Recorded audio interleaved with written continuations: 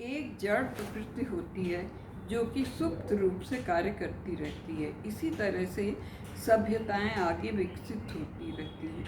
जब हम अपनी प्रकृति को ना नहीं करते, केवल आराम का जीवन ही सभ्यता नहीं है।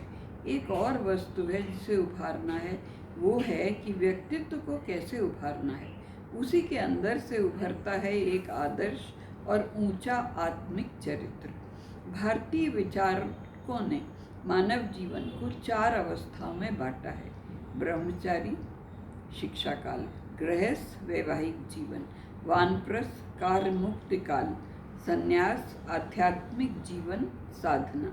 अंतिम 2 काल अधिक ऊंचाइयों पर ले जाने का मार्ग है, जहाँ स्थिरता अधिक आ जाती है। हम चाहते हैं अधिक ऊंचे कार्य करने के लिए, लेकिन जीवन संघर्ष में इतने फंसे हैं कि हम अधिक ध्यान उधर नहीं दे पाते।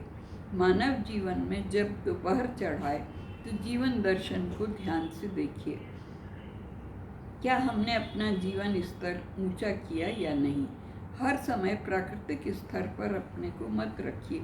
हम प्राकृतिक बंधनों से अपने को बचा सकते हैं। हमारे अंदर कुछ है जिसमें हम स्वयं स्वतंत्र हैं। वहाँ जीवन का ऊंचा दर्शन है।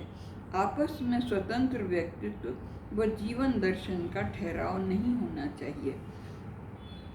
एक 20 वर्षीय जवान लड़के के लिए आवश्यक है कि उसे श्रम करना, धन अर्जित करना और अनेक कार्य करना चाहिए, न कि बैठकर नाभि पर ध्यान केंद्रित करना चाहिए। जो आपको अच्छा नहीं लगता, यदि आप उसे ज़्यादा दबाते हैं तो एक प्रकार का दबाव आ जाता है जो व्यक्तित्व को बिगाड़ देता है।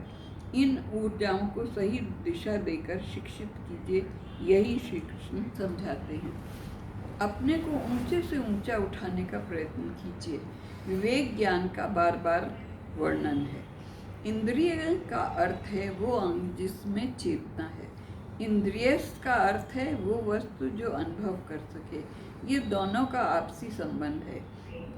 2 भाव हैं, एक राग अर्थात मोह, दूसरा है देवस अर्थात मन उचट जाना। श्री कृष्ण कहते हैं इन दोनों में फंस कर मत रह जाओ, क्योंकि यही असली चोर है। आपको सड़क चलते चोर तो बहुत मिलेंगे, पर आप संभले रहें, अपना धर्म स्वयं संभालिए। प्रत्येक व्यक्ति का काम करने का अपना ढंग होता है, जीवन भी अपने ढंग का होता है। हर एक का मानसिक झुकाव अलग होता है, काम करने की सीमाएं अलग होती हैं, वो आपका धर्म है। श्री कृष्ण कहते हैं अपने धर्म में मर जाना कहीं अच्छा है वरन दूसरे के धर्म में जीने से। वो उसके लिए अच्छा है या आपके लिए अच्छा है, अपना धर्म अपने मानसिक संतुलन के अनुसार तय कीजिए।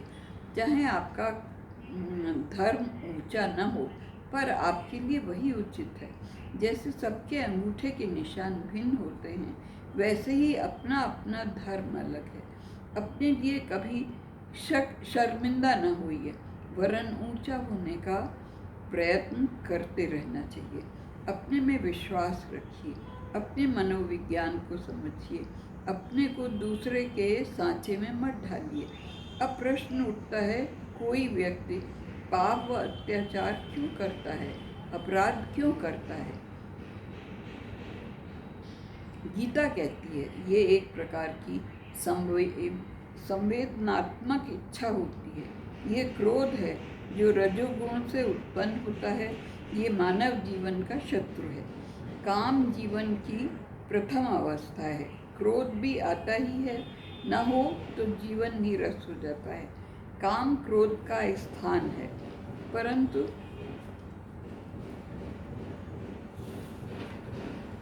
उसमें अनुशासन आवश्यक है। यदि इसमें अनुशासन नहीं है तथा दूसरों को प्रभावित करते हैं, तभी समाज में विकृतियाँ आती हैं। वेदांत 6 शत्रुओं का वर्णन करते हैं जो प्रायः हर व्यक्ति में पाए जाते हैं। वो हैं काम, क्रोध, लोभ, मोह, मद और मत्सर्य। कामुकता जो मनुष्य को अंधा बना देती है, उसे सुध ही नहीं रहती कि क्षणिक सुख के लिए वो क्या कर रहा है। क्रोध में निर्णय सदा गलत होते हैं। एक धुंध सी छा जाती है। मनुष्य क्या बोल रहा है समझ नहीं पाता। लोभ लालच कहाँ से कहाँ दे जाता है।